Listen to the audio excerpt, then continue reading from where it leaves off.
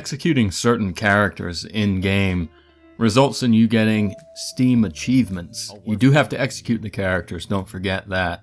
The first one is Testicular Tommy. If you see this guy in the lineup, take the time out of a regular game to make sure he's executed. You get the achievement number 1. Achievement 2 is Fishy Philippe. That's a reference to an indie game developer for the indie game Fez. Achievement number 3 is for Bossy Babs. If you execute her, you get the achievement. That's a reference to a 1970s movie called Pink Flamingos. Achievement number 4 is Bloody Barnabas. He's a vampire.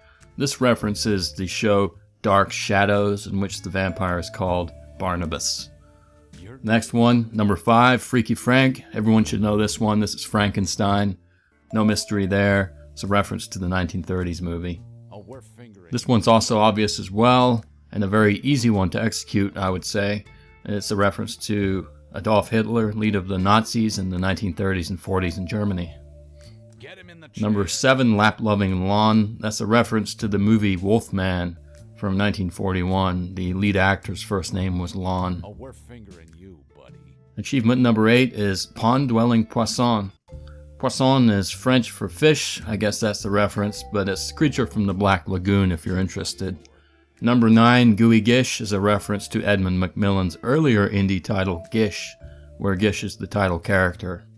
This next one is Bandage Girl from Super Meat Boy. A lot of you will remember her.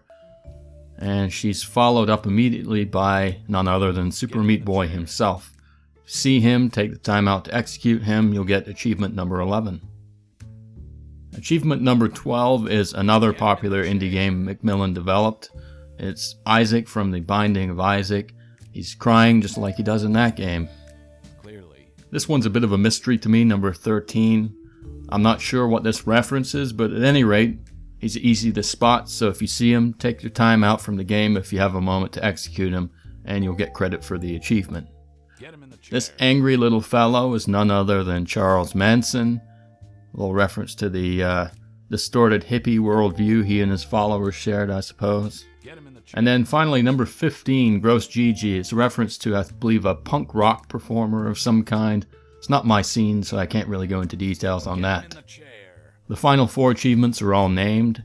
The first 2, Manly Matthias for Femicide, and the next one with Erotic Evans for Chronocide. Those are the 2 musicians responsible for this game's music, so this is a little nod or tip of the hat to them. And then finally, the last 2, Juicy James gives you Canicide. He's one of the co-developers of this game. But the last but not least achievement is Dominicide. I may be mispronouncing that, but it's none other than Edmund McMillen himself as Exalted Edmund. Probably a little tongue-in-cheek name going on there. Execute him, you get the last achievement.